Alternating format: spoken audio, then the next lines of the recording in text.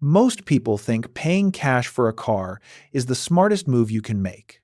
No monthly payment, no interest, no bank involved, no debt hanging over your head. It sounds responsible. It sounds disciplined. It sounds smart. But at a dealership, those 5 words can quietly cost you thousands of dollars. Because the moment you say, "I'm paying cash," the dealership may hear something very different. This deal just became less profitable. And when that happens, they do not stop making money. They just change where they make it. That is exactly what happened here. Jake bought a car and drove home, feeling like he had beaten the system.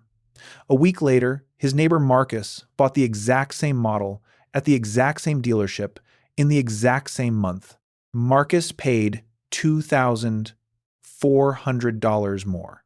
Same car, same dealership, same month. The difference was not the car.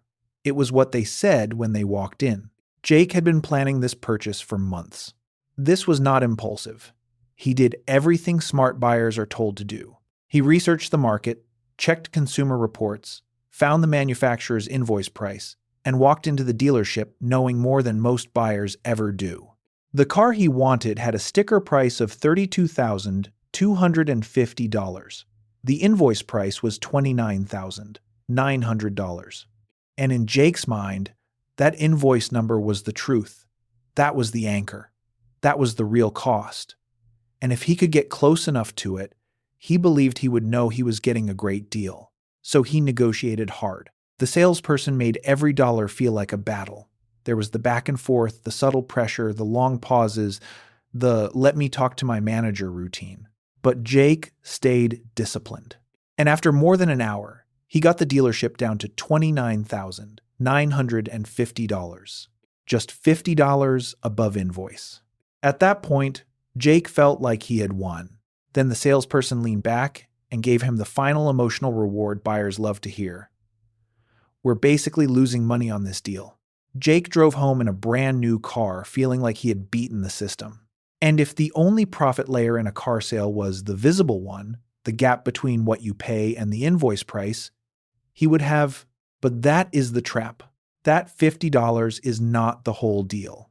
It is only the part you are allowed to see. Underneath that visible layer are multiple hidden profit streams built into the structure of almost every car sale. The first one is dealer holdback.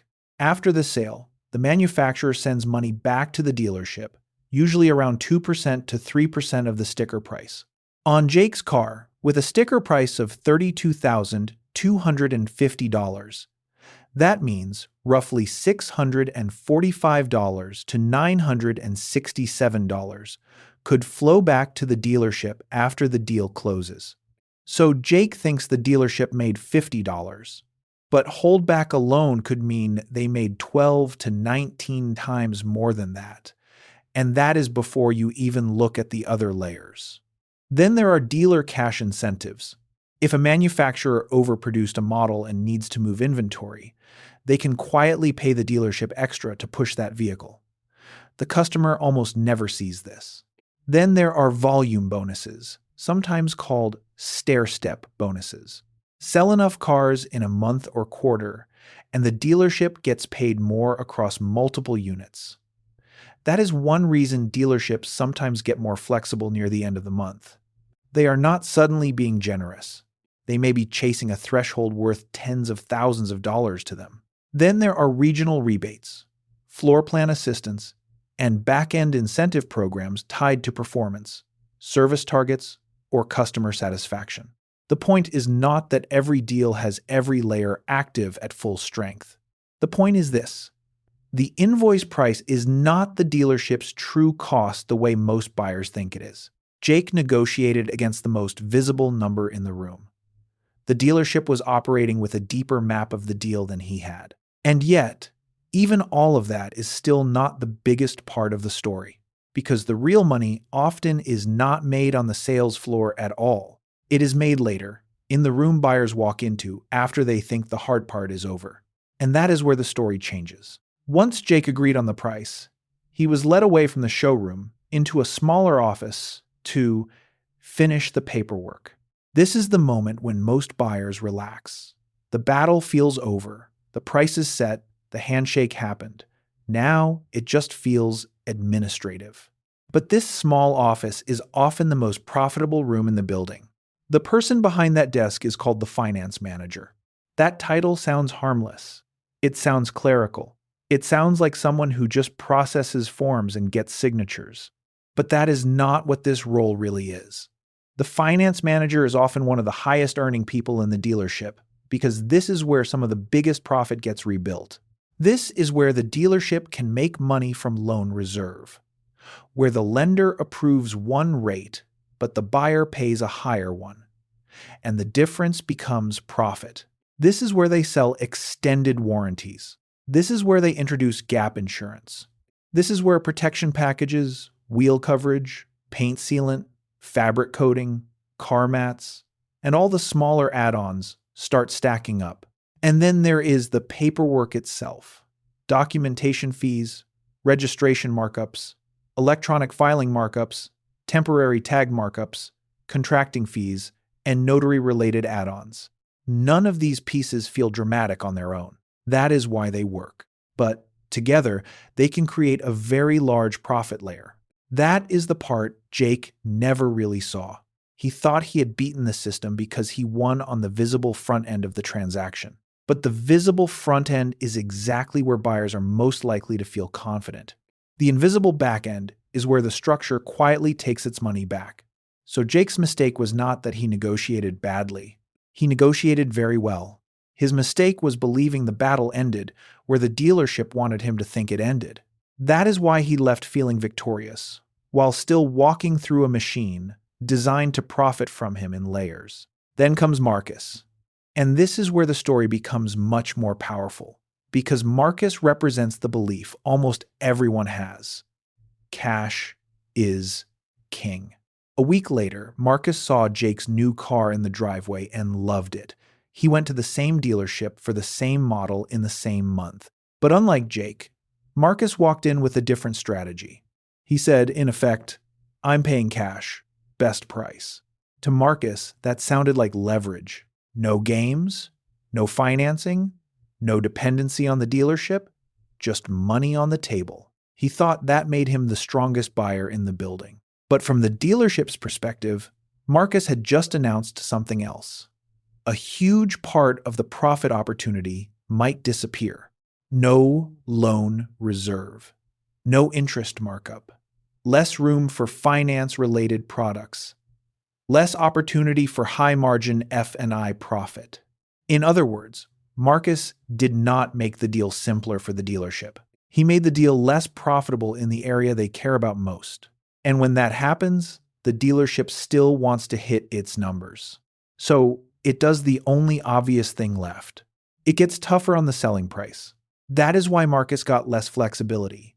That is why the dealership held firmer. And that is why Marcus ended up paying $2,400 more for the exact same car. This is the psychological trap at the center of the story. In most parts of life, cash feels like power. Pay cash to a contractor, and maybe you get a discount. Pay cash to a small business, and maybe they appreciate the simplicity. Cash sounds immediate, clean, and efficient. But a dealership is not built like most businesses. At a dealership, financing is not just a convenience. It is a profit center. That changes the logic completely. So when you remove financing, you are not removing a headache for them. You may be removing one of their most valuable revenue streams. And the moment you do that, your negotiating position can get weaker, not stronger. The story gets even smarter here, because dealerships often try to identify what kind of buyer you are very early. Sometimes it starts with a form, sometimes with a clipboard, sometimes with questions that sound routine. Cash or finance, trade-in or no trade-in, credit check, loan application. These steps feel procedural, but they are also a filtering system. The dealership is trying to classify you. Are you a financing buyer, a cash buyer, someone likely to buy add-ons, someone likely to resist them, someone who brings profit from the finance office, or someone who removes it? And the earlier you make it clear that you do not create back-end profit, the more likely it is that your front-end pricing gets less generous. That brings the story to its real lesson. The point is not that financing is always better. The point is not that debt is good. And the point is definitely not that you should blindly accept a long loan just because the dealership prefers it. The real lesson is strategic. If you want to buy a car intelligently, you need to understand where the dealership actually expects to make money from you. Because once you understand that, you stop negotiating inside their illusion and start negotiating around their incentives. That is why the final strategy matters. Walk in as a financing buyer. Do not announce cash too early. Let the dealership believe the deal may include financing if that expectation helps unlock a better purchase price. Then, ask smart questions. Check whether there is a loan origination fee. Negotiate the F&I products instead of accepting them automatically. Read the contract carefully. Verify every listed fee. And most importantly, confirm there is no prepayment penalty. Because if the contract allows early payoff without penalty, the math changes. At that point, you may be able to get the better financing buyer price, keep more leverage during negotiation, then pay off the loan very early before meaningful interest builds up. That is the strategic insight at the heart of this story. Not always finance. Not never pay cash. But rather, do not weaken your leverage before you understand how the other side gets paid. That is why Jake and Marcus matter. Jake won where buyers are allowed to feel like they are winning, the visible layer. Marcus lost because he misunderstood which layer mattered most. Jake thought the game was invoice versus sale price. Marcus thought the game was cash versus financing. But the real game was neither of those by themselves. The real game was the full profit structure behind the transaction. And until you understand that structure, you are not really negotiating with complete information. You are just reacting to the part the dealership wants you to focus on. So before you pay cash for your next car, do not just ask, how do I avoid financing? Ask the better question.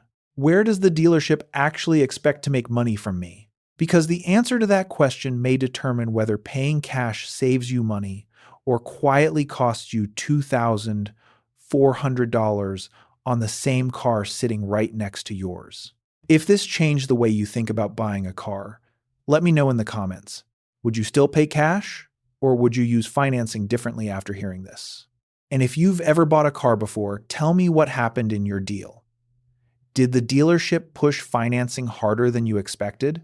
Subscribe to Money Logic if you want more breakdowns like this, where we uncover the hidden math behind the financial decisions people make every day. Viewer note: this story is for education and strategic thinking only. It is not personalized financial advice. Always review your loan terms, fees, dealer paperwork, and prepayment conditions before signing anything.